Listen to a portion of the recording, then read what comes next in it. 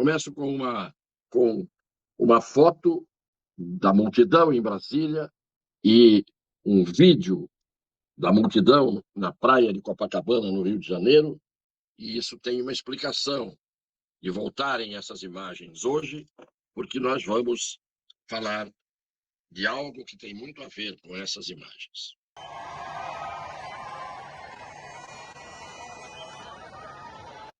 Isto foi uma das demonstrações de maior ocorrência de público, de multidão, de povo, que eu vi na história da minha vida, acompanhando este Brasil há muito tempo. Esta multidão, cujo pecado foi sair às ruas de forma pacífica, ordeira, comportada, absolutamente decente, essa multidão incomodou muita gente. Incomodou principalmente os candidatos à presidência da República. Não o presidente que é candidato, mas os candidatos e candidatas a presidente. E incomodou por uma razão.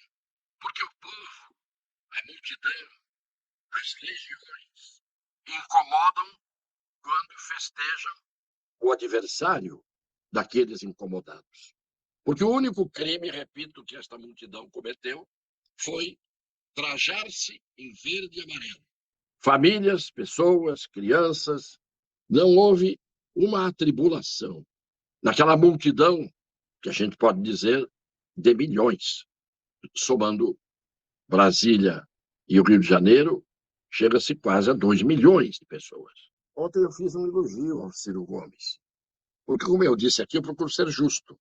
E eu fiz um elogio ao Ciro Gomes porque vi um Twitter, e no Twitter havia um tweet dele dizendo viva o 7 de setembro, etc., etc., uma manifestação absolutamente normal, ao contrário de outros candidatos e candidatas que já se destemperaram antes, durante e depois.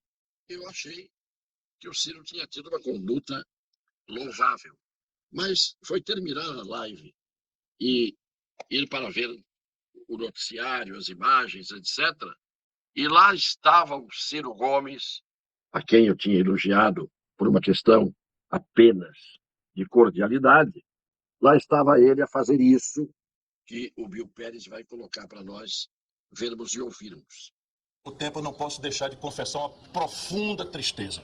O alívio de não ter assistido mais uma vez o descambar para a violência, porém uma tristeza profunda de ver como essa gente está apodrecendo a nossa nação brasileira. Olha, não é brincadeira. Eu tenho 42 anos de vida pública, de experiência. Eu nunca vi, sabe, uma promiscuidade, uma falta de vergonha, uma falta de compostura, uma falta de honra tão extensas no centro do poder brasileiro. O senhor Ciro Gomes diz que tem 42 anos de vida pública, 42 anos de experiência. E de que lhe valeu essa experiência?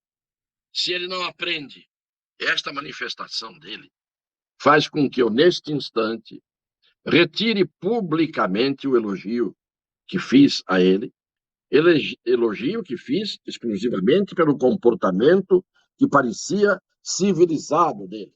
Mas a decepção veio logo depois, quando ele disse esses absurdos a respeito do povo brasileiro. A falta de compostura, o comportamento, a falta de honra do povo brasileiro.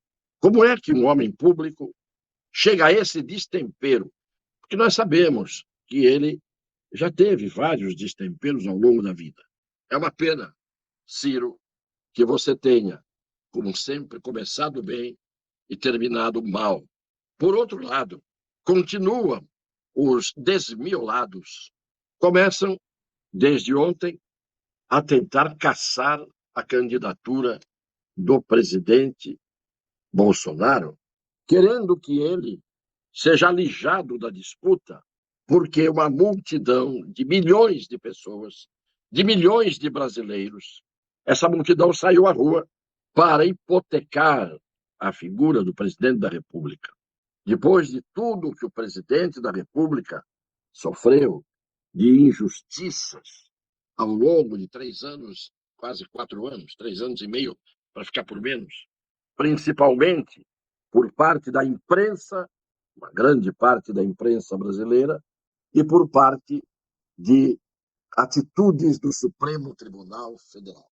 Então, esse povo saturado de ver injustiças, esse povo que não é mais tolo, como muitos diziam, começou a aprender o que é que está pela frente da política, que é a politicária. E começou a aprender o que está por trás da política, que é a politiquice. E que está pela frente e por trás da política, que é a corrupção. É o pensamento torpe, é a maneira de ver as coisas de acordo com o filtro das lentes de seus interesses escusos e mesquinhos. É inacreditável que a acusação que se faz ao presidente da República ontem, que esteve navegando no meio de um mar de gente, de um oceano de pessoas que saíram de suas casas de vários pontos destes Brasis e que foram espontaneamente. Essa demonstração desses seguidores do presidente tinha que ser olhada, primeiro, com respeito pelos adversários, se fossem ou se são de bem e decentes.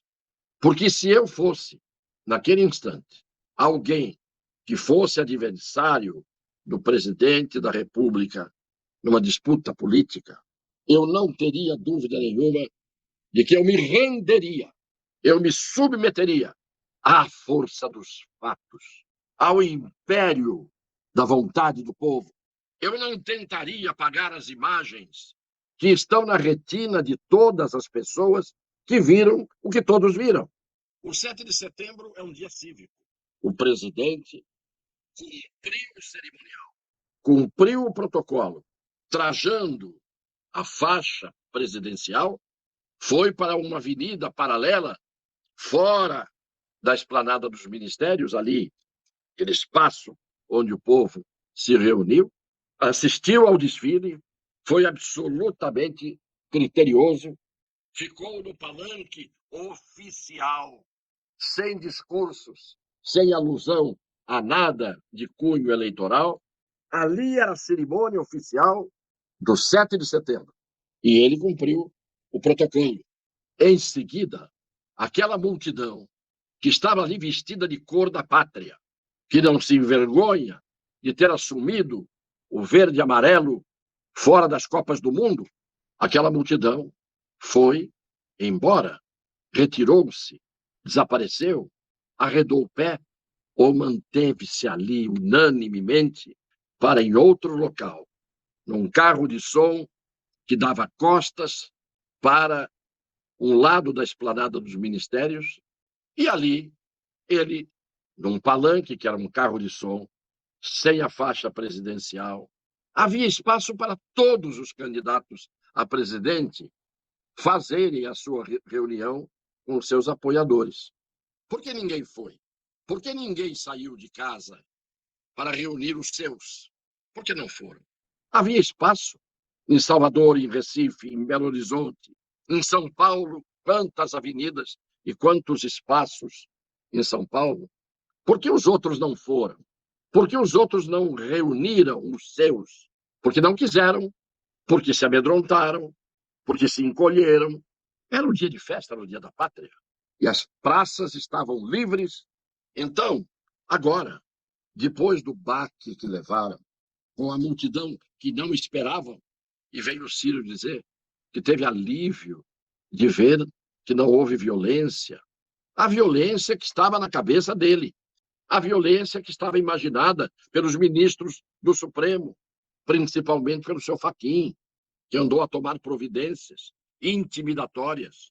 Então, não há dúvida nenhuma de que o dia de ontem, aconteça o que acontecer, foi um dia em que a democracia verdadeira saiu dos lábios dos que proferem o seu nome, democracia, da boca para fora, mas, ao contrário, foi o povo pondo-se fora de suas casas e também dentro de suas casas, assistindo pela TV, a manifestação verdadeira da democracia.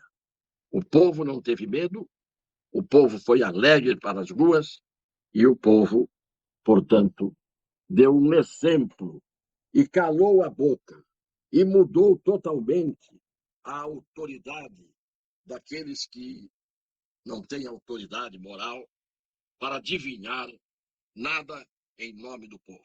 O povo não correspondeu às trágicas expectativas dos abutres.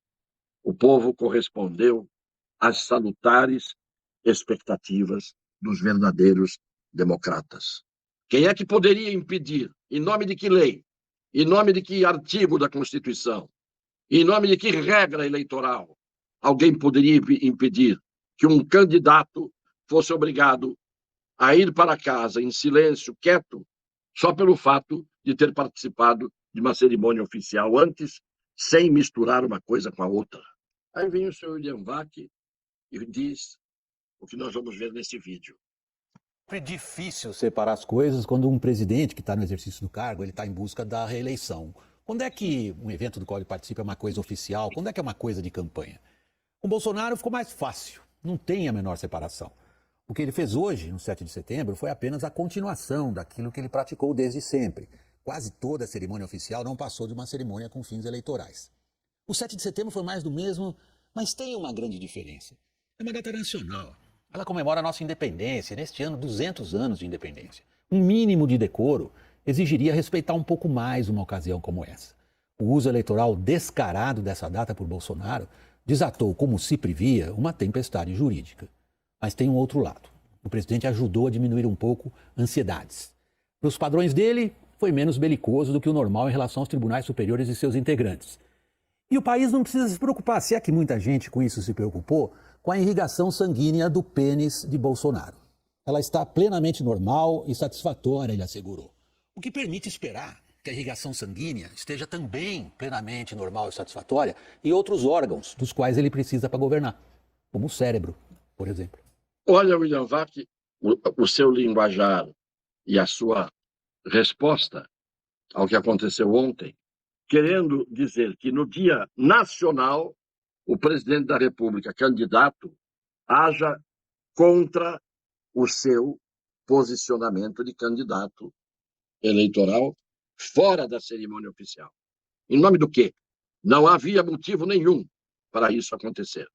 Você deve estar em síndrome de abstinência, William Vac, porque essa sua fala mostra o seu lado oculto. Todo mundo ficou desconformado com a manifestação pacífica, que também surpreendeu você. Ficou desconformado com a compostura do presidente, que não atacou, como você imaginava, o Supremo Tribunal.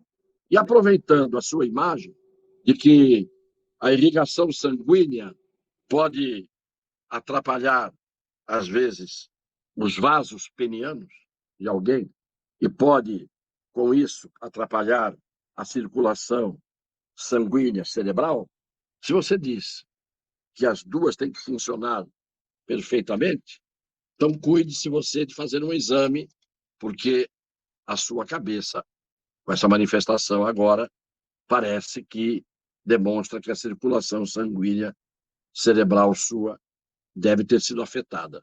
Eu não posso entender como é que pessoas que têm tudo para manter a sua reputação em dia, joguem pelo ralo a caminho, muitas vezes, do esgoto. Um beijo no coração das pessoas de boa fé.